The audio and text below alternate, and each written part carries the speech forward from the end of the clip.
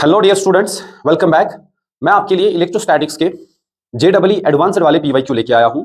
इस सीरीज में मैं आपको हर क्वेश्चन का सॉल्यूशन भी समझा दूंगा और उसके पीछे जो गवर्निंग कंसेप्ट होगा वो भी हम हर सवाल का सीख जाएंगे। तो इससे आपको डबल फायदा है, क्वेश्चन प्रैक्टिस भी हो जाएगी और इसके पीछे जो कंसेप्ट है वो भी आपको रिवाइज हो जाएगा। तो चलिए शुरू करते हैं। सवाल number first, a spherical portion has been removed from a solid sphere having charge distributed uniformly in its volume as shown in figure. ऐसे हमारे पास एक सॉलिड स्फीयर है, इसको हमने यूनिफॉर्म चार्ज डेंसिटी दी है। चार्ज डेंसिटी मतलब अंदर से लेकर बाहर तक हमने इसको चार्ज डेंसिटी दी है और वो चार्ज डेंसिटी हम क्या मान के चलेंगे, वो हम मान के चलेंगे रो। अब इसके बाद क्या पूछा है, the electric field inside the amplitude space. मतलब ऐसे कि हमारे पास एक ऐसी स्फीयर था जिसको यूनिफॉर्म चार्ज डेंसिटी दे दी, उसमें से कुछ रेडियस का एक छोटा सा गोला बाहर निकाल दिया। अब यहां पर कैविटी क्रिएट हुई, आपको बताना है इस रिमेनिंग सेक्शन से इस कैविटी के अंदर इलेक्ट्रिक फील्ड कितना होगा। अच्छा, ऑप्शंस में हमें बस ये पूछा है कि zero everywhere, non zero uniform, मतलब होगा कि नहीं होगा। अगर होगा तो यूनिफॉर्म होगा, अगर होगा तो क्या पता वो नॉन यूनिफॉर्म मत होगा, तो वो हमें चेक करना है। तो पहले हमें समझ आना चाहिए सर स्फीयर से इलेक्ट्रिक फील्ड कितना आता है। अगर हमने इसको यूनिफॉर्म चार्ज डेंसिटी दे दी एक स्फीयर को और मुझे सेंटर से मान लो r दूरी पर इलेक्ट्रिक फील्ड चाहिए, तो मैं गॉस लॉ लगाऊंगा। गॉस लॉ लगाने का तरीका, एक गॉसियन सरफेस बनाऊं। अच्छा, गॉसियन सरफेस बनाऊं तो अब इसके अंदर एनक्लोज्ड चार्ज आप निकालो। अच्छा, अगर मैं एनक्लोज्ड चार्ज निकालूं, सर एनक्लोज्ड चार्ज किसके बराबर है? अरे भाई टोटल चार्ज डेंसिटी तो रो है, तो रो को क्या मल्टीपल करोगे आप? रो को मल्टीपल करोगे इस वाले का वॉल्यूम। अच्छा, ये मैंने r रेडियस का ये छोटा सा गोला बनाया है, तो आप बोलोगे सर रो 4/3 पाई r क्यूब। अब जबकि चार्ज डेंसिटी पॉजिटिव मान ली है, तो यहां पर अगर एक छोटा सा एरिया ले लूं dA, तो उसका डायरेक्शन बाहर, अच्छा इलेक्ट्रिक फील्ड भी बाहर है ना।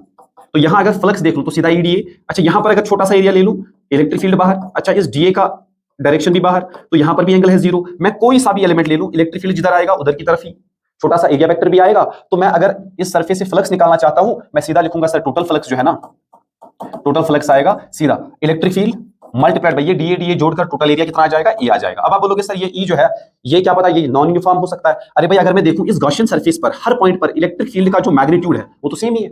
आप यहां देख लो, यहां देख लो, यहां देख लो, यहां देख लो, हाँ डायरेक्शन अलग अलग है, डायरेक्शन वाइज ये वेरिएबल है लेकिन मैग्नीट्यूड वाइज तो ये कांस्टेंट है। अच्छा, ये flux as per Gauss law, as per Gauss law किसके बराबर होता है? Enclosed charge divided by E naught. Enclosed charge है rho 4 pi r cube divided by 3 E naught. अच्छा, अब देखो ई गॉसियन सरफेस जो अंदर एनक्लोज कर दी हमने, उसका एरिया क्या होता है sir 4 pi r square is equal to rho 4 pi r cube divide by 3 E naught. अब देखो यहां पर r square cancel, 4 pi cancel, तो अगर मुझे इलेक्ट्रिक फील्ड r दूरी पर चाहिए सेंटर से, that is rho upon 3 E not. बहुत बहुत important r vector, that means electric field उसी डायरेक्शन में होगा जिस डायरेक्शन में हमारा r वेक्टर होगा। अच्छा, ये तब सत्य है जब हमारा रो पॉजिटिव होगा, अगर रो नेगेटिव होता तो फिर r के अपोजिट होता। दैट मींस अगर मुझे यहां से r दूरी पर इलेक्ट्रिक फील्ड चाहिए, मैं r वेक्टर देखूंगा किधर की तरफ है, उधर की तरफ ही अपना इलेक्ट्रिक फील्ड भी होगा, राइट। तो ये फार्मूला हमें याद रखना है। अब मैं इसके बाद आपको समझा दूंगा। अगर हमने एक कैविटी काट दी इसमें से, जो कि हमारा सवाल है, मान लो ये है ऐसे हमारा स्फीयर और ये मैंने ऐसे एक कैविटी काट दी और ये चार्ज डेंसिटी है रो, दिस चार्ज डेंसिटी इज रो। अच्छा, ये इसका सेंटर, ये इसका सेंटर। मैं मान के चलता हूं कोई सा भी पॉइंट, ये पी पॉइंट में लेता हूं इस कैविटी के अंदर। अगर मुझे इलेक्ट्रिक फील्ड चाहिए इस पॉइंट पी पर, तो ये क्या है, ये किसके बराबर होगा? इसको आप ऐसे समझो, जो कैविटी आपने बाहर निकाल दी, भाई वो भी तो एक गोला ही है। ऐसे आपने कैविटी बाहर निकाल दी, ये इस कैविटी का सेंटर है, चलो इसको सेंटर C1 बोलते हैं, इसको सेंटर C2 बोलते हैं। ये उस कैविटी का सेंटर है। अगर आपको पॉइंट P पर इलेक्ट्रिक फील्ड चाहिए, वो कैविटी जो आपने निकाल दी उसी कैविटी को आप देख लो, वो कैविटी के कारण इस पॉइंट पर अगर मुझे इलेक्ट्रिक फील्ड चाहिए था, लेट्स कॉल इट R2, तो वो कितना इलेक्ट्रिक फील्ड देता मुझे? वो मुझे इलेक्ट्रिक फील्ड देता बाहर की तरफ, अभी भी हमने देख लिया E2 is equal to rho R2 divide by 3 E naught. Okay, ऐसे। अच्छा, अब देखो, अब अगर मैंने कैविटी ना निकाल दी, अगर ये स्फीयर पूरा का पूरा होता, बिल्कुल पूरा होता, तो फिर मुझे बताओ इस पॉइंट पे मुझे इलेक्ट्रिक फील्ड कहां मिल जाता? इस डायरेक्शन में मिल जाता, इसे मैं बोलता हूं R1। तो ये मुझे बोलो होल स्फीयर से electric field due to hole. अगर मैं होल से देखूं, पूरे स्फीयर से देखूं, इस पॉइंट पर इलेक्ट्रिक फील्ड वो किसके बराबर आएगा? वो आएगा होल के कारण, पूरे के पूरे स्फीयर के कारण आता सीधा sir sigma R1 upon 3 E0, इसके बराबर आता, राइट। लेकिन अब तो मैंने कैविटी निकाल दी है। अच्छा, अगर उस कैविटी को अलग से देखूं, वो पी पॉइंट पर कितना इलेक्ट्रिक फील्ड प्रोड्यूस कर रही है? इतना प्रोड्यूस कर रही है। तो फिर मुझे बताओ कैविटी निकालकर जो रिमेनिंग पोर्शन है वो कितना इलेक्ट्रिक फील्ड प्रोड्यूस करके देगा? आप बोलोगे सर होल में से जो कैविटी अलग से गोला माना है मैंने, उस कैविटी ने कितना फील्ड प्रोड्यूस किया, वो अगर माइनस करूं टोटल इस स्फीयर से इस पॉइंट पी पर कितना इलेक्ट्रिक फील्ड आया था, तो वो मुझे मिल जाएगा पॉइंट पी पर। अच्छा सर, ये तो ठीक है, electric field at point P. अच्छा, होल के कारण मुझे पता है रो बाई 3 E नॉट, इसको बाहर कर दो, क्या बचेगा R1। अच्छा, कैविटी के कारण क्या बच जाएगा? R2 बच जाएगा। अब यहां पर बहुत इंपॉर्टेंट चीज सामने आ जाती है, सर ये R1 माइनस R2 किसके बराबर है? ऐसे समझो, ऐसे समझो आप। देखो ये तो है R1, सर ये है R2, बहुत बढ़िया। अच्छा, R1 माइनस R2, ये R1 ऐसे, ये R2। अगर मैं इस लाइन को कनेक्ट करूं, इसे मैं बोलता हूं L वेक्टर। आप देखो R1 वेक्टर जो है वो रिजल्टेंट है L वेक्टर और R2 का, तो फिर ये L वेक्टर किसके बराबर आएगा? L वेक्टर हमारा आएगा R1 vector minus R2 vector. Sir ये तो बहुत इंपॉर्टेंट चीज सामने आ गई। दैट मींस इस पॉइंट P को अगर मैं R1 vector minus R2 vector करूं, वो किसके बराबर आ जाता है? L vector. लेकिन ये L वेक्टर क्या है? This is L vector is vector joining centres. Joining centres किस किस का सेंटर? बड़े गोले का जो सेंटर है और कैविटी का जो सेंटर है। तो यहां पर मुझे जो इलेक्ट्रिक फील्ड आया है वो इलेक्ट्रिक फील्ड मेरे दोस्त आया है ρ/3 E नॉट L वेक्टर। अब आप देखो, आप कोई सा भी पॉइंट ले लो, अगर मैं पॉइंट P के बदले यहां पे पॉइंट लेता, लेकिन तब भी इस कैविटी के अंदर इलेक्ट्रिक फील्ड का फैसला ये L वेक्टर ही करता ना। आप कहीं भी पॉइंट ले लो, भाई मैंने पॉइंट तो यहां ले लिया, लेकिन इस पॉइंट पे इलेक्ट्रिक फील्ड क्या होगा इसका फैसला कौन करता है? Distance between centre of bigger sphere and centre of this cavity. तो ये इंपॉर्टेंट पॉइंट हो जाता है सर, ये इलेक्ट्रिक फील्ड जो आया ये आया यूनिफॉर्म। और ये किस डायरेक्शन में होगा? सर उसी डायरेक्शन में जिस डायरेक्शन में हमारा L वेक्टर होगा, क्योंकि हमने चार्ज डेंसिटी पॉजिटिव मान ली है। तो सर फिर तो ऐसा हम कहेंगे ना, फिर तो हम ऐसा कहेंगे कि इस कैविटी के अंदर अगर देखा जाए L वेक्टर इस डायरेक्शन में है, तो इस कैविटी के अंदर इलेक्ट्रिक फील्ड इस डायरेक्शन में होगा। और सर ये क्या होगा? ये तो यूनिफॉर्म होगा। तो यहां पर हमें समझ आया सर ये इलेक्ट्रिक फील्ड जो है ये यूनिफॉर्म होगा, राइट। अब हम आते हैं सवाल पे वापस।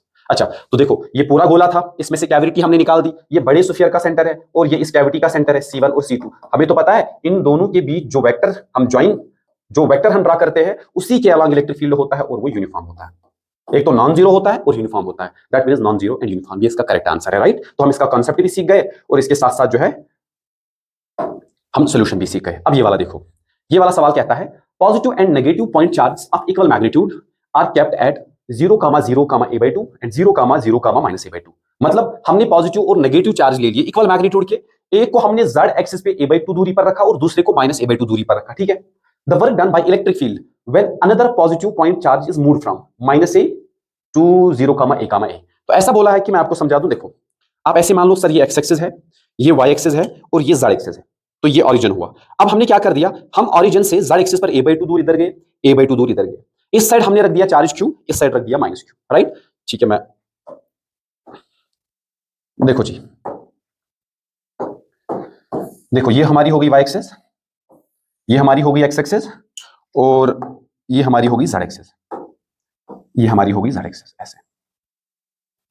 अब क्या पूछा है इसने? बोला कि सेंटर से लेकर a/2 दूरी पे जब गए, a/2 दूरी इधर और a/2 दूरी इधर, हमने दो चार्जेस रख दिए, इधर रख दिया क्या बोला? Equal positive and negative point charges of equal magnitude. अगर ये चार्ज है q और ये चार्ज जो है ये हमने रख दिया -q, ठीक है। और ये z एक्सिस पर है, ये हमारी y एक्सिस और ये हमारी x एक्सिस।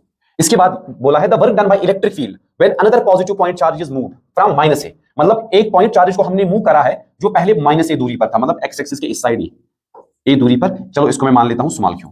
अच्छा, इसको हमने मूव करा है तो 0,a,0, दैट मींस हमने इसको y एक्सिस पर a दूरी पर रख दिया, दैट मींस ये y एक्सिस है और यहां हमने इसको पहुंचा दिया, राइट। अच्छा, इसके बाद क्या पूछा है?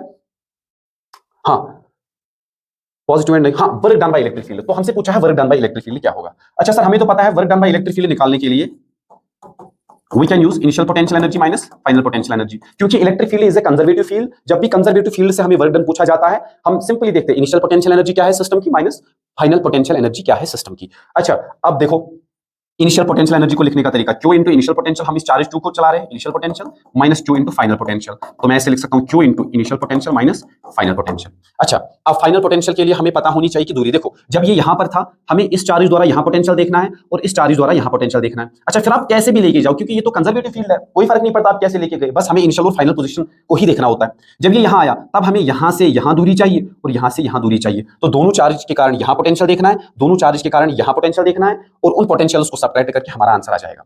देखो कैसे, ये z एक्सिस से यहां a/2 दूरी, यहां a/2 दूरी, राइट। अब देखो ये हमारी है y एक्सिस, ये हमारी है y एक्सिस और ऐसे हमारी है x एक्सिस। अच्छा, x एक्सिस पे देखो, पहले ये x एक्सिस पर इधर था, अगर आप x एक्सिस पर ये इधर था, अब आराम से समझो, ये दूरी है a और ये दूरी कितनी है? ये दूरी है a/2। तो ये वाली दूरी कितनी आ जाएगी? ये वाली दूरी ये आ जाएगी, देखो a² plus a/2 whole square under root, तो कितना आ जाएगा? √5 a/2। तो ये वाला जहां पे देखो, ये वाला जब ये माइनस x एक्सिस पर था, देखो ये तो हमारी माइनस x एक्सिस होगी, ये वाली माइनस x एक्सिस। अगर मुझे यहां पर पोटेंशियल चाहिए, ये चार्ज जो है, ये चार्ज इस पॉइंट से कितना दूर है? सर ये तो √5 a/2 है, तो यहां पर मैंने पोटेंशियल निकाल दिया। अच्छा, ये कितना दूर है? ये भी तो उतनी दूरी पर है, क्योंकि आप देखो ये और इस साइड वाला दोनों ट्रायंगल तो कॉन्ग्रुएंट है। अगर ये कॉन्ग्रुएंट है तो ये चार्ज है +q, ये चार्ज है -q, तो इस पॉइंट पर नेट पोटेंशियल क्या आएगा? 0, सिंपली। अच्छा, अब जब ये चार्ज y एक्सिस पर आया, अब देखो अब ये दूरी कितनी है? सर अब ये दूरी है a, ये दूरी कितनी है? a/2, ये दूरी कितनी है? a/2। अब ये दूरी कितनी हो जाएगी? सर फिर से √5 a/2। अच्छा, ये वाली दूरी कितनी हो जाएगी? फिर से √5 a/2। तो इस पॉइंट पर अगर इस +q और इस -q के द्वारा पोटेंशियल देखूं, वो कितना आएगा? 0। दैट मींस पहले भी पोटेंशियल 0, बाद में भी पोटेंशियल 0, तो वर्क डन क्या आएगा? 0। सिंपल। इसको सोचने का और एक तरीका भी है, बहुत बढ़िया तरीका सोचने का। देखो ये x एक्सिस, ठीक है, देखो ये मैंने y एक्सिस, x एक्सिस और अंदर की तरफ z एक्सिस, देखो ये हमारी z एक्सिस, ये हमारी x एक्सिस और ये हमारी y एक्सिस। अगर आप देखो इस z एक्सिस के लिए, इस z एक्सिस के लिए ये y एक्स प्लेन कैसा है, इक्विपोटेंशियल है। देखो आप इस y एक्स प्लेन में देखो, इस y एक्स प्लेन पे कोई सा भी पॉइंट ले लो, ये y एक्स प्लेन है, इस पे कोई भी पॉइंट ले लो, वो इक्विडिस्टेंट होगा इससे भी, और इस वाले साइड जो चार्ज रखा है उससे भी इक्विडिस्टेंट होगा। अब इक्विडिस्टेंट होगा क्या, दैट मींस सर इसके द्वारा और इसके द्वारा इस y एक्स प्लेन पर हर जगह पोटेंशियल जीरो है। आप ऐसे क्यों चिंता कर रहे हो? अगर मैं आपको बोलूं सर मैंने इसको लिया ऐसे x1 y1 कामा 0 से लेकर मैंने इसको चलाया पता नहीं किधर x2 y2 0 ऐसे चलाया, तब भी वर्क डन क्या होगा, तब भी वर्क डन होगा, क्योंकि इस केस में अगर आप देखोगे xy प्लेन जो है, xy plane is equipotential for charge q and minus q, क्योंकि चार्ज q और माइनस q हमने ऑरिजिन से सेम दूरी पर रख दिया, ये ऑरिजिन a/2 इधर, a/2 इधर। अगर आप बीच में xy प्लेन काट दोगे, ऐसे बीच में xy प्लेन काट दोगे, ये वाला प्लेन, तो इस पे कोई भी पॉइंट ले लो, वो इससे और इससे तो इक्विडिस्टेंट है, इससे इक्विडिस्टेंट है, दैट मींस हर कोई पॉइंट जो है ना इस xy प्लेन पर, वहां नेट पोटेंशियल जीरो आएगा। अब नेट पोटेंशियल दोनों चार्जेस से जीरो आया, दैट मींस वर्क डन क्या होगा, कुछ भी नहीं, जीरो। हाँ करेक्ट, तो इसका जो आंसर आएगा वो आएगा जीरो। अच्छा सवाल है, बिल्कुल बढ़िया। इक्विपोटेंशियल सरफेसेस का कॉन्सेप्ट यहां काम आता है, लेकिन आप उसके बिना भी इसको कर सकते हो, ऐसी कोई बात नहीं। तो इनिशियल पोटेंशियल दोनों चार्जेस से जीरो, फाइनल पोटेंशियल दोनों चार्जेस से जीरो, और ये जो एक्स वाई प्लेन है ये हमारा इक्विपोटेंशियल हो गया इस केस में, राइट। चलिए अच्छा, अब और एक सवाल है, सवाल कहता है consider a neutral conducting sphere. अच्छा, हमें एक न्यूट्रल कंडक्टिंग स्फीयर लेना होगा, ठीक है सर, ये हमने न्यूट्रल कंडक्टिंग स्फीयर ले लिया। ओके, इसके बाद a positive point charge is placed outside the sphere, तो हमने एक पॉइंट चार्ज ले लिया ऐसे क्यू करके इसके बाहर, right. The net charge on the sphere is, अरे भाई कंसीडर ए न्यूट्रल, तो इनिशियली इसमें नेट चार्ज था जीरो, आपने चार्ज क्यू बाहर मान लिया। अब आपने चार्ज क्यू बाहर मान लिया तो इससे क्या होगा, इससे इंडक्शन हो जाएगी, ये इलेक्ट्रॉन्स को अपनी ओर खींचेगा इधर। अच्छा, तो इस साइड हो जाएगी डेफिशिएंसी ऑफ इलेक्ट्रॉन्स। अरे भाई चार्ज तो बस रिडिस्ट्रीब्यूट ही हुआ है ना, इस सिस्टम से ना चार्ज बाहर निकला है ना ही इस सिस्टम के अंदर चार्ज घुस गया है, तो मैं बोलूंगा ना सर इस पे तो नेट चार्ज पहले भी जीरो था, और इस चार्ज के थोड़ा पास लाने से भी नेट चार्ज पे कोई असर नहीं पड़ेगा, क्योंकि चार्ज तो लीक हो ही नहीं रहा और ना ही इसको चार्ज मिल रहा है, तो नेट चार्ज तो जीरो ही रहेगा।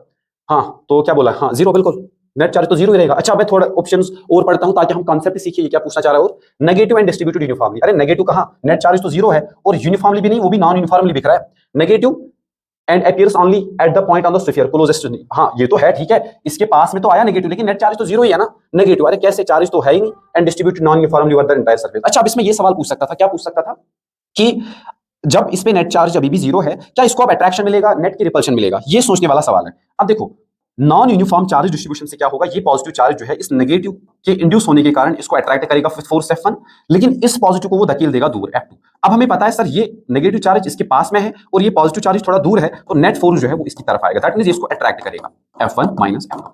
अब देखो यहाँ पे अच्छा कॉन्सेप्ट ये है कि इस वाले कंडक्टर पर भले ही नेट चार्ज जीरो हो, लेकिन तब भी बाहर एक रखा हुआ चार्ज के कारण इसको अट्रैक्शन मिल रहा है, तो ये एक अच्छा कॉन्सेप्ट है इसमें समझने वाला। अच्छा इसके बाद क्या पूछा है, a long hollow conducting cylinder, a long hollow conducting cylinder is kept coaxially inside another long hollow conducting cylinder of larger radius, ठीक है। both the cylinders are initially electrically neutral, तो हमसे पूछा गया है कि हमारे पास दो कोएक्सियल सिलेंडर्स है जो बहुत लॉन्ग है, इन्फिनिटी से इन्फिनिटी की तरफ जा रहे हैं, मतलब ऐसे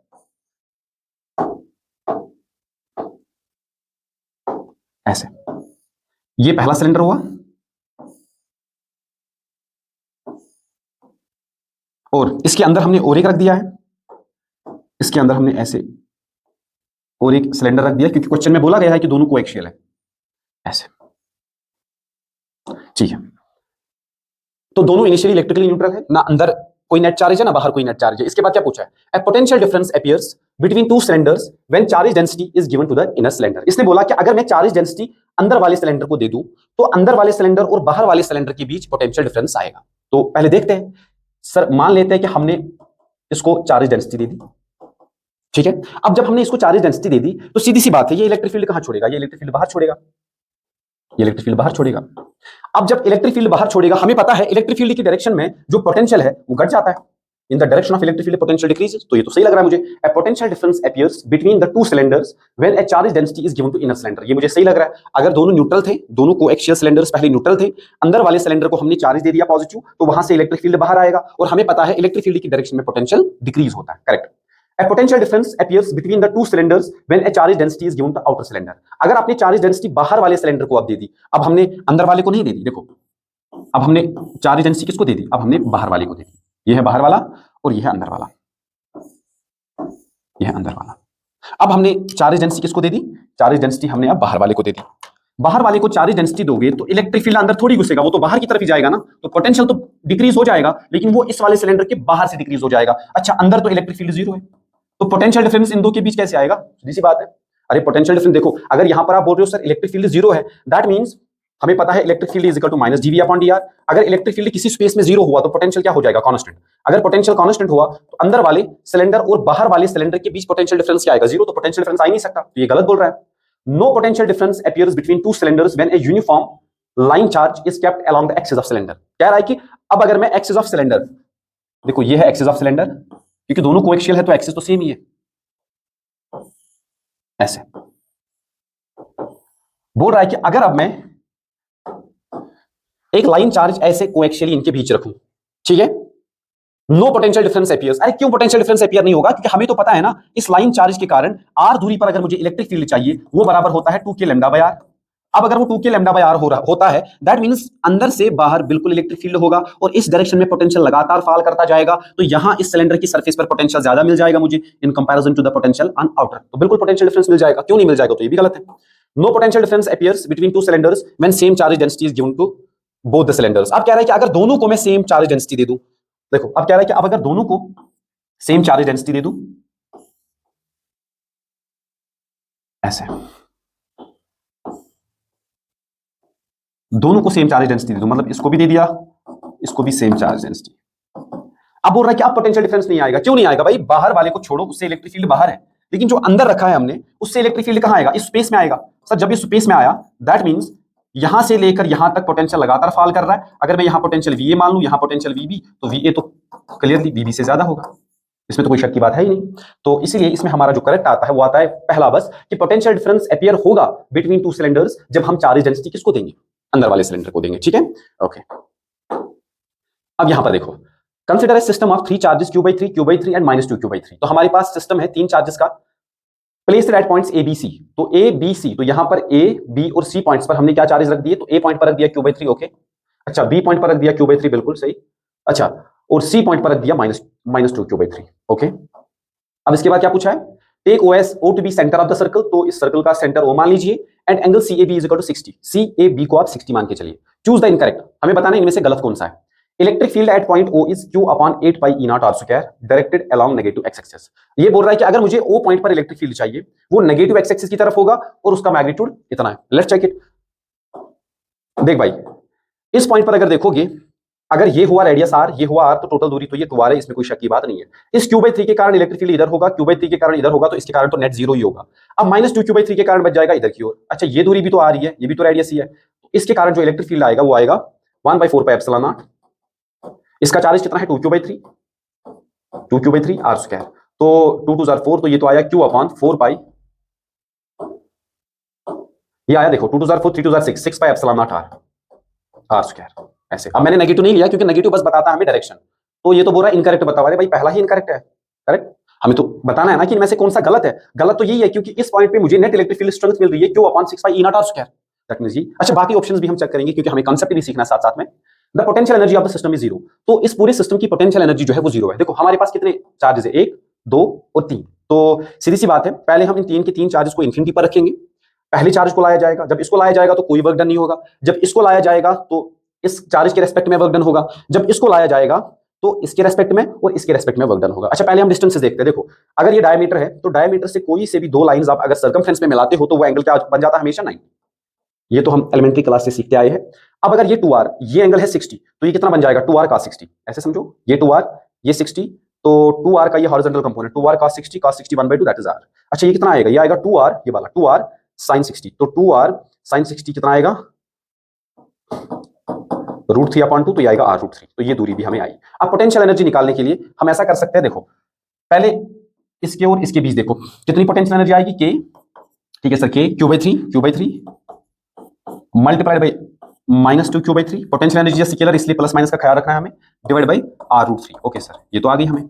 अच्छा, अब देखो इन दो के बीच -2Q/3 मल्टीप्लाइड बाई Q/3 और साथ में K है डिवाइड बाई R। ओके, ये आ गई इनके बीच। अच्छा, इन दो के बीच देखो, इन दो के बीच, इन दो के बीच और इन दो के बीच कितनी आएगी sir? Minus plus K Q² upon 9 3 3 9 और इनके बीच की जो दूरी है दैट इज 2r। अब यहां पर हमें देखना होगा ये क्यू स्क्वायर क्या बन जाएगा कि क्यू स्क्वायर अपॉन 3 3 9 ओके, और यहां पर है 2 और है r√3 और ये कितना आ जाएगा, ये आ जाएगा minus 2k Q square upon 3 3 9r। ये कितना बन जाएगा k Q square upon 2 9 18r। तो पोटेंशियल एनर्जी जो है, पोटेंशियल एनर्जी तो जीरो नहीं है, तो ये भी है, ये मल्टीपल, हाँ चूज द इनकरेक्ट ऑप्शंस बताया ना, इसीलिए इसमें एक से ज्यादा भी गलत हो सकते हैं। दैट मींस ये भी है, ये भी जो है, ये इसका सही आंसर है, क्योंकि हमें इस पॉइंट पर पोटेंशियल एनर्जी का, हमें इस सिस्टम का पोटेंशियल एनर्जी का एक नॉन जीरो वैल्यू मिल रहा है, ठीक है। और पोटेंशियल एनर्जी इस सिस्टम की क्या होती है कि हमने कितना काम किया है इस सिस्टम को बनाने में, तो जितना काम हमने किया होगा इस सिस्टम को बनाने में, वो ये सिस्टम स्टोर करता है in the form of potential energy. अब इसके बाद पूछा है potential at O is Q upon 12 pi E0। अच्छा देखो, इसका पोटेंशियल क्या हो जाएगा इस पॉइंट पे, अगर मुझे पॉइंट O पर पोटेंशियल चाहिए, तो पॉइंट O पर अगर पोटेंशियल चाहिए वो आएगा, देखो इसके कारण K Q/3R, इसके कारण क्योंकि ये दूरी R है, इसके कारण तो मल्टीपल किया जाएगा 2 प्लस इसके कारण अगर पोटेंशियल देखो तो कितना आएगा, -2 माइनस के, चार्ज है 2Q अपॉन 3 और ये दूरी कितनी है, ये दूरी है R। अब आप देखो ये है 2K Q/3R, 2K Q/3R, तो नेट तो कितना आ रहा है, नेट तो जीरो आ रहा है पोटेंशियल। अगर मैं सेंटर पर देखूं, सेंटर पर तो पोटेंशियल सारे चार्जेस द्वारा कितना आ रहा है, वो तो जीरो आ रहा है। दैट मींस सर ये भी इसका सही आंसर है, क्योंकि ये इनकरेक्ट है हमारा। Magnitude of force between charges at C and B, अगर मुझे C और B के बीच मैग्नीट्यूड ऑफ फोर्स चाहिए, वो कितना बोल रहा है, Q स्क्वायर अपॉन 54 पाई E0, ठीक है। अब देखो ये दूरी है R/√3 Q/3 माइनस 2Q/3, तो मैं इसको अलग से करता हूं, यहां पर हमारा है 2Q/3 माइनस, और यहां पर हमारा है Q/3 और इनके बीच की दूरी है R√3। अब देखो ये एक दूसरे को अट्रैक्ट करेंगे, ठीक है सर, एक दूसरे को अट्रैक्ट करेंगे। अच्छा फोर्स कितना होगा, वो होगा 1/4 पाई एप्सिलॉन नॉट चार्जेस का मैग्नीट्यूड, तो ये आएगा 2 Q square upon 3 3 9 multiplied by R square into √3 बन जाएगा 3, तो ये आएगा F इज इक्वल टू, देखो 2 2 4, तो ये बन जाएगा Q स्क्वायर अपॉन पाई तो अपनी जगह सलामत, एप्सिलॉन नॉट भी अपनी जगह सलामत, 9 2 18, 18 मल्टीप्लाइड बाय 3 दैट इज 54 और यहां पर R square. That means sir ये वाला ऑप्शन जो है ये तो हमारे लिए सही है, लेकिन क्वेश्चन के लिए सही नहीं है। देखो 54 आ रहा है बिल्कुल सही, लेकिन हमें तो इनकरेक्ट चाहिए ना, तो इसीलिए इनकरेक्ट पहला, दूसरा और तीसरा। बहुत ही अच्छा सवाल था, इसमें फोर्सेस मिलाए, पोटेंशियल मिलाया, पोटेंशियल एनर्जी को मिलाया, इलेक्ट्रिक फील्ड को मिलाया, राइट। नेक्स्ट, अच्छा ये वाला सवाल पूछा है कि हमारे पास 3 कंसेंट्रिक मेटेलिक स्फेरिकल शेल्स है जिनका रेडियस है R, 2R एंड 3R।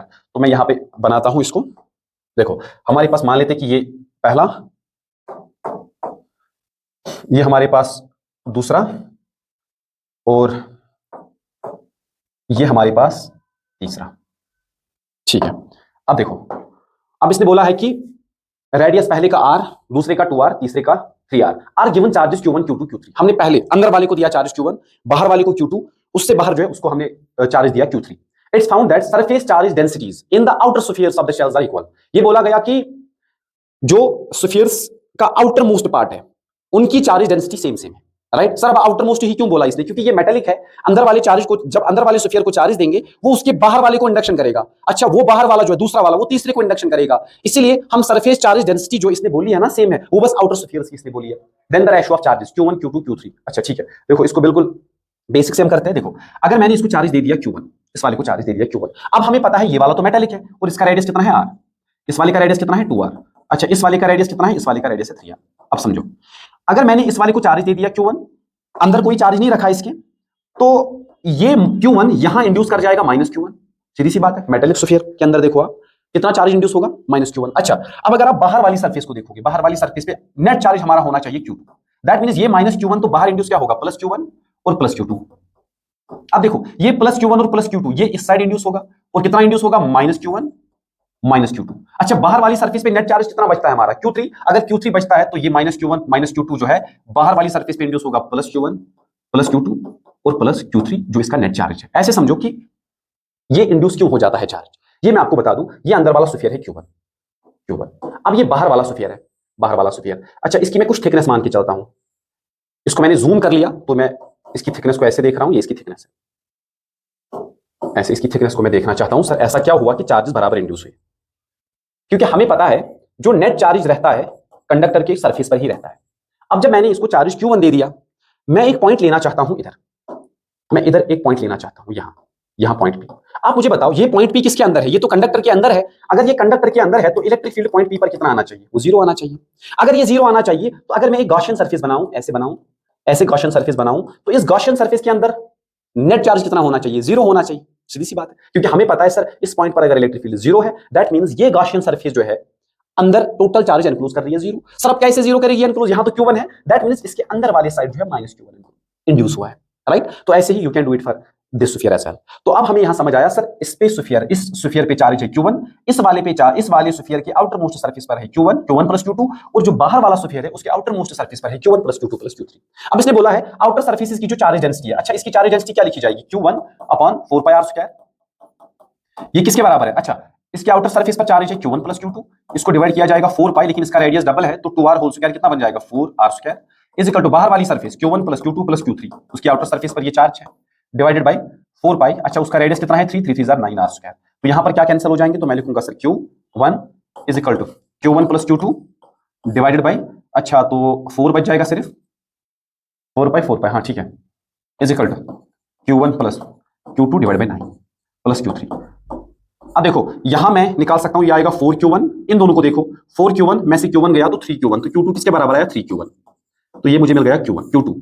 ऐसे समझ, इस वाले को देख और इस वाले को देख, ये कितना आएगा? 9Q1, 9Q1 में से एक Q1 गया तो कितना आया? 8Q1 इज इक्वल टू, अच्छा Q2 प्लस Q3, Q2 का वैल्यू ऑलरेडी पता है 3Q1 प्लस Q3, तो 8 में से 3 गया तो कितना? 6, तो ये आएगा मेरे हिसाब से,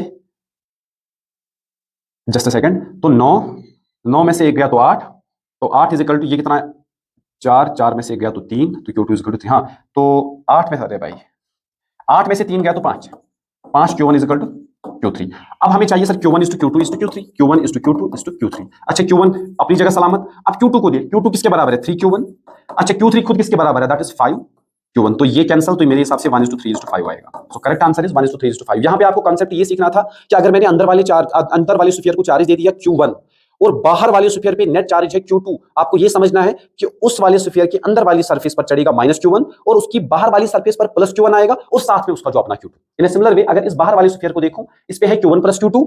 अब हमें पता है कंडक्टर पे कोई सा भी पॉइंट ले दो, नेट इलेक्ट्रिक फील्ड क्या आना चाहिए? जीरो, दैट मींस उसके अंदर नेट चार्ज भी क्या आना चाहिए? जीरो। इसलिए अगर यहाँ Q1 प्लस Q2 था तो इस वाले कंडक्टर के अंदर वाले सरफेस पे चढ़ेगा माइनस Q1 प्लस Q2। अब मुझे पता है बाहर वाली सरफेस पर नेट चार्ज तो Q3 है, तो बाहर वाली सरफेस पे कितना इंड्यूस हो जाएगा? Q1 प्लस Q2 और अपना Q3 तो था ही, राइट? तो बेसिकली इनमें रिडिस्ट्रीब्यूशन ऑफ चार्ज हो रहा होता है। तो इसका करेक्ट आंसर क्या? हाँ 1 is to 3 is to 5 is the correct answer. आगे चलते हैं। अच्छा ये सवाल, ए डिस्क ऑफ रेडियस a/4, हाँ एक डिस्क है जिसका रेडियस है a/4। अच्छा ये डिस्क है, इसका रेडियस है a/4, राइट? तो यहां मैं लिख देता हूं सर इसका रेडियस है,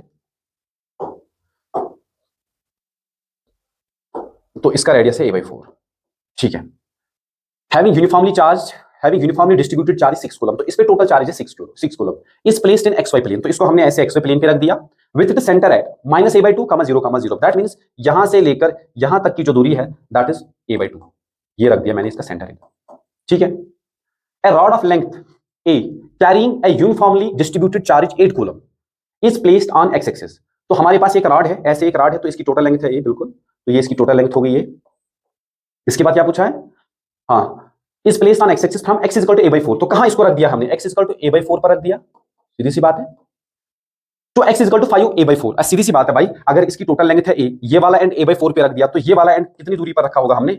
5a/4 पर रखा होगा, a प्लस a/4, तो 5a/4।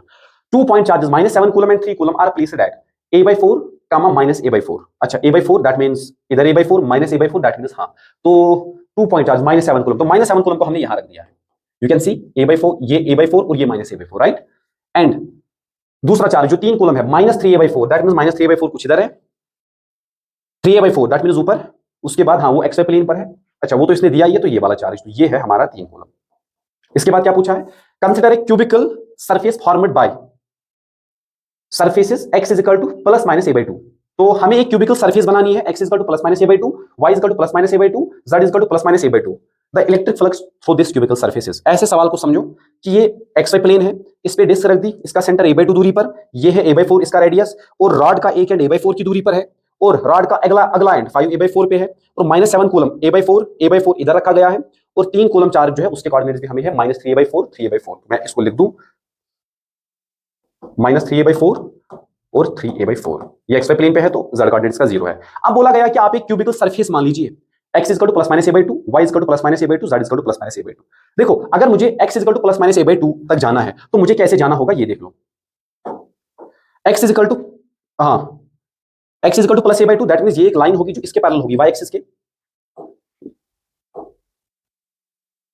ऐसे, तो x is equal to A by two. अच्छा इस साइड भी हमें जाना है बराबर, तो ये ए बाई टू है तो इस साइड भी हम गए ए बाई टू, बिल्कुल sir a by two, x is equal to A by two. इसके बाद क्या बोला, इसके बाद बोला y is equal to plus minus A by two, तो जो y is equal to plus minus A by two है वो किसके पैरेलल होगी, वो x एक्सिस के पैरेलल होगी, तो वो आप ऐसे ए बाई टू जाओगे, ऐसे ए बाई टू, और यहां से भी आप ऐसे जाओगे ए बाई टू, ठीक है। इसके बाद क्या पूछा, हाँ z is equal to plus minus A by to. अरे भाई ये तो सीधी सी बात होगी ना, देखो x एक्सिस पे आप गए, पहले x एक्सिस पे ए बाई टू, यहां से ए बाई टू, फिर आप y एक्सिस से A by two, A by two. अब देखो इसके बाद क्या पूछा, z, तो ये होगी z एक्सिस। अब z एक्सिस पे कितना, z एक्सिस पे भी ए बाई टू, तो A by two, A by two. अब देखो ये क्यूब बन जाएगा, देखो z एक्सिस पे plus A by two, z axis पे माइनस ए बाई टू। ऐसे ही देखो आप x एक्सिस पर, ये x एक्सिस पर a by two, x axis पर माइनस ए बाई टू। ऐसे ही देखो y एक्सिस पर plus A by two, plus y by two. जब आप जोड़ दोगे तो ये क्या बन जाएगा, ये क्यूब बन जाएगा ऐसे, देखो ऐसे ऐसे ऐसे और इस साइड। दैट मींस इस क्यूब का अगर मैं टोटल एरिया देखूं वो कितना आएगा, 6 स्क्वायर आ जाएगा, क्योंकि एक साइड जो है वो टोटल a के बराबर है। अब अगर हमसे फ्लक्स पूछा है तो हमें देखना है कि अंदर कितना चार्ज है।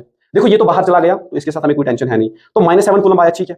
अब देखो इस डिस्क पे टोटल चार्ज कितना था, हाँ टोटल चार्ज जो था वो था 6 कूलम। अगर 6 कूलम था तो a/4 तो अंदर की तरफ है, दैट मींस सर आधा एरिया, क्योंकि यूनिफॉर्मली बिखरा हुआ है तो इसके 6 कूलम के 2 हिस्से हो जाएंगे, तो 3 कूलम काम का है, बाकी तो सरफेस से बाहर चला गया।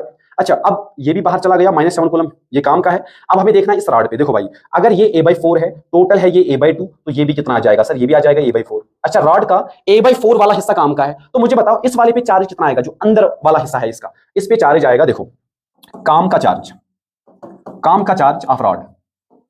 अगर रॉड का मुझे देखना है टोटल कितना था रॉड का, इसने बोला था, कहां गया, having uniformly distributed in just a rod of length carrying uniform, हाँ 8 कूलम। तो रॉड पे टोटल था 8 कूलम, लेकिन हमें तो इसका कौन सा 1/4 पार्ट ही काम आएगा फ्लक्स निकालने के लिए, तो 2 कूलम। अब देखो फ्लक्स निकालने के लिए हमारे पास जो फार्मूला है that is total charge enclose. Total charge कितना एनक्लोज हुआ सर, -7 कूलम, ठीक है, और इसका कितना हुआ +3, बिल्कुल सर, और रॉड का कितना हुआ सर, रॉड का हुआ +2, डिवाइड बाय क्या किया जाएगा, एप्सिलॉन नॉट। तो टोटल फ्लक्स जो आएगा, टोटल फ्लक्स हमारे पास जो आया दैट इज 3 2 5 7 -5, तो -2 बाय एप्सिलॉन नॉट। देखो अच्छा प्रॉब्लम है, थोड़ा 3D में समझना था, किस किस पार्ट को लेना है, किस किस पार्ट को नहीं लेना है, तो इसका आंसर जो है -2 बाय एप्सिलॉन नॉट। हाँ this is correct answer. Hope आपको समझ आया होगा, मैंने आपको कांसेप्ट भी सिखाया और प्रॉब्लम को कैसे अप्रोच करना है वो भी मैंने आपको सिखाया। अब यहाँ पे देखो, a uniformly charged thin spherical shell of radius r carries uniform surface charge density of sigma per unit area। तो ऐसे एक यूनिफॉर्मली चार्ज स्फेरिकल शेल है, तो चार्ज बस सरफेस पे रहा है, इसलिए हमें दिया गया सिग्मा होगा कूलम पर मीटर स्क्वायर में। हाँ it is made of 2 hemispherical shells held together by pressing them with force है। तो 2 शेल से ये बना है, सेम चार्ज दे दिया, 2 हेमिस्फेरिकल शेल्स हैं और इनको हमने प्रेस करके रखा है, और बोला गया है कि ये फोर्स कितना लगाऊं, इस साइड भी और इस साइड भी, ताकि ये इक्विलिब्रियम में रहे। अब इस कॉन्सेप्ट को सीखना है यहां पर कैसे, देखो एक कॉन्सेप्ट आता है जिसे हम कहते हैं इलेक्ट्रिकल प्रेशर करके एक कॉन्सेप्ट आता है, ये मैं आपको समझाऊं। देखो हमारे पास ये एक स्फीयर हुआ, ठीक है सर, इसको हमने चार्ज दे दिया पॉजिटिव, मान लेते कि ये कंडक्टर है, ये इसका सिग्मा वगैरह हुआ। अगर मैं जस्ट इसके बाहर देखूं इलेक्ट्रिक फील्ड कितना आता है सर, वो आता है sigma by E not. Conductor के जस्ट बाहर इलेक्ट्रिक फील्ड कितना मिलता है हमें, सिग्मा बाई ई नॉट मिलता है, ठीक है, और हमें पता है अंदर इलेक्ट्रिक फील्ड होता है कंडक्टर की 0। अब अगर मैं एक काम करूं, मैं यहां पर छोटा सा एक नन्ना सा प्यारा सा एलिमेंट ले लूं जिसका एरिया है dA, जिसका चार्ज है dq। अगर मुझे dq चाहिए तो मैं लिखूंगा सीधा सर सिग्मा इंटू dA। अब इस छोटे से चार्ज पर भी फोर्स लग रहा होगा। क्यों फोर्स लग रहा होगा सर, फोर्स इसीलिए लग रहा होगा क्योंकि ये एक तो अपना फील्ड खुद प्रोड्यूस कर रहा है, और ये remaining portion of the shell जो है वो भी तो कोई ना कोई फील्ड प्रोड्यूस कर रहा है इस पोजीशन पर, और उस रिमेनिंग फील्ड से इस चार्ज पर पक्का कोई फोर्स लगना चाहिए। नहीं समझ आया सर, देखो बताता हूं, आप इसको अलग अलग से देखो, आप इसको ऐसे देखो सर, ये सेक्शन मैंने बाहर निकाला था, ये dq। अब अगर आप देखोगे इस dq के कारण और इस रिमेनिंग शेल के कारण, अगर मैं देखो ये तो बाहर मैंने दिखा दिया है तो यही पर बस दिखा दिया है मैंने बाहर, तो मुझे बताओ बाहर जो इलेक्ट्रिक फील्ड है वो तो इसके कारण आएगा E1 प्लस रिमेनिंग शेल के कारण आएगा E2, और वो बराबर आता है सिग्मा बाई ई नॉट। ये तो हमें पता है sir, are you getting it. अच्छा इस dq पर अगर फोर्स लग जाएगा, इस dq पर देखो ये dq जो है अगर इस पर फोर्स लग जाएगा, वो किसके कारण लग जाएगा, देखो अगर इस पे मुझे छोटा सा फोर्स चाहिए, वो लिखा जाएगा dq इंटू इलेक्ट्रिक फील्ड। इसका अपना इलेक्ट्रिक फील्ड नहीं, अरे अपने इलेक्ट्रिक फील्ड से थोड़ी खुद पर फोर्स लगाएगा, जो रिमेनिंग इलेक्ट्रिक फील्ड है वही फोर्स लगाएगा इस dq पर। अच्छा वो किसके बराबर आएगा सर, इंटू E2। लेकिन अब मसला है ये E2 मुझे नहीं पता, लेकिन मैंने सोचा क्यों ना मैं कंडक्टर की ये वाली प्रॉपर्टी देख लूं, अंदर तो नेट इलेक्ट्रिक फील्ड 0 होता है। अब देखो इस DQ ने भी अंदर इलेक्ट्रिक फील्ड प्रोड्यूस किया, ओके सर, तो इसने भी इलेक्ट्रिक फील्ड E1 प्रोड्यूस किया। अच्छा, रिमेनिंग शेल ने इलेक्ट्रिक फील्ड E2 प्रोड्यूस किया, बिल्कुल सर, और वो नेट इलेक्ट्रिक फील्ड क्या होना चाहिए, जीरो, सीधी सी बात है। तो यहां मुझे समझ आया सर E1 और E2 जो है वो इक्वल एंड अपोजिट होंगे। दैट मींस अगर हमारा E1 इधर होगा, अगर हमारा E1 इधर होगा, E2 किधर होगा, तो मैग्नीट्यूड वाइज वो दोनों बराबर हो जाएंगे। सर ये तो काम तमाम हो गया, हम तो ये परेशान थे E1 और E2 में से, E1 कैसे निकालूं E2 कैसे निकालूं, लेकिन ये तो दोनों बराबर है। अब अगर मुझे यहां पर E2 चाहिए तो E2 किसका आधा होगा, ये तो सिग्मा अपॉन 2E0 के बराबर होगा। बहुत बहुत इंपॉर्टेंट। दैट मींस इस DQ लोकेशन पर जो रिमेनिंग ऑफ द कंडक्टर है वो कितना इलेक्ट्रिक फील्ड प्रोड्यूस करके देता है, सिग्मा बाय 2E0 प्रोड्यूस करके देता है, राइट।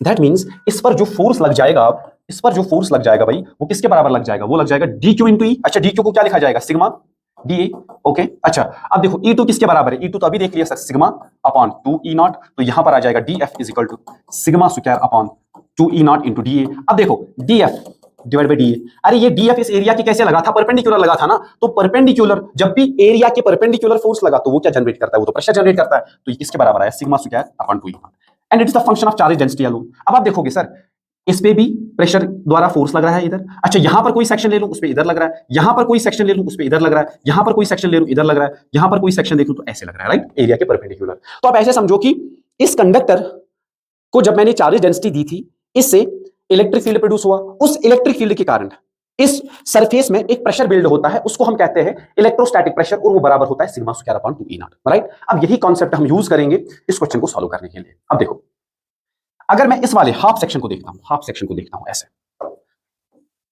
इस वाले सेक्शन को देखा, इस वाले सेक्शन को, तो मुझे पता है सर जो प्रेशर है, प्रेशर का फार्मूला है सिग्मा स्क्वायर अपॉन 2E0, ठीक है। अब मैं यहां पर छोटा सा एरिया देखता हूं, छोटा सा एरिया, तो उस छोटे से एरिया पर जो फोर्स लगेगा वो फोर्स किसके बराबर आएगा सर, वो आएगा sigma square upon 2E0 multiplied by इसका एरिया। अच्छा, यहां पर देखूं तो यहां पर भी ऐसे फोर्स आएगा DF। अच्छा, यहां पर देखूं सर इतना ही फोर्स आएगा DF, बस डायरेक्शन अलग अलग होगी। सर यहां पर देखूं सर यहां पर आएगा DF, डायरेक्शन अलग अलग होगी। लेकिन इन फोर्सेस की खास बात यह है, अगर इनके आप दो कंपोनेंट कर दो, ये कंपोनेंट, अच्छा ये कंपोनेंट, ये कंपोनेंट, अच्छा इसका ये कंपोनेंट, ये कंपोनेंट, आप देखो ये वर्टिकल वाले कंपोनेंट कैंसिल हो रहे हैं, बस ये वाले कंपोनेंट बच रहे हैं फोर्स के। आप ऐसे देखो सर वर्टिकल कंपोनेंट तो कैंसिल हो रहे हैं, फिर कौन से कंपोनेंट बच रहे हैं इस वाले पार्ट पर, सर वो तो इस डायरेक्शन में बच रहे हैं ना। आप ऐसे समझो कि इस स्फीयर पे अब नेट फोर्स जैसे ऐसे लग रहा है, राइट।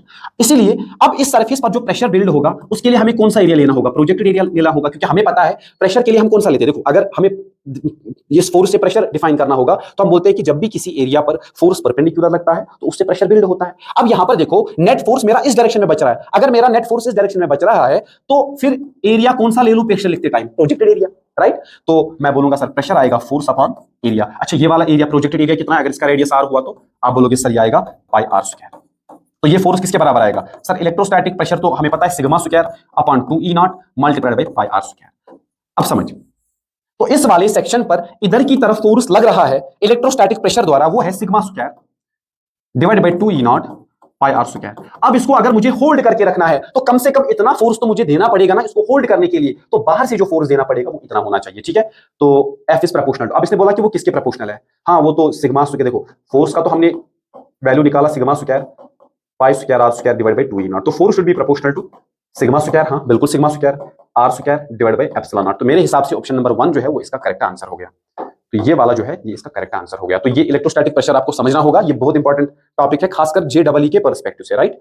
तो आज के लेक्चर में हमने बहुत सारे कॉन्सेप्ट सीखे, क्वेश्चंस को सीखा, बहुत अच्छे अच्छे सवाल थे। तो आपको बड़ी अच्छी प्रैक्टिस होगी अगर आप लोगों ने एक बार अच्छे से पढ़ा है और अब आप चाहते हो कि मैं रिवाइज करूं, तो इससे आपको ये फायदा है कि आप साथ साथ में कॉन्सेप्ट भी सीख लोगे और इसके साथ साथ में किस क्वेश्चन का कैसा सोल्यूशन है, कैसे अप्रोच करना है वो भी सीख जाओगे। क्योंकि JEE एडवांस में ऐसे 11 सवाल तो पूछते नहीं, वो तो वही सवाल पूछते हैं ना जिसमें इंसान अटक सकता है। इसलिए अगर आप लोगों ने एक बार अच्छे से पढ़ा है तो इन क्वेश्चंस को सॉल्व करने में आपको बड़ा मजा आएगा और आपको फायदा भी बहुत होगा। तो इसी सीरीज को हम कंटिन्यू करेंगे, मिलते हैं नेक्स्ट लेक्चर में। Thank you.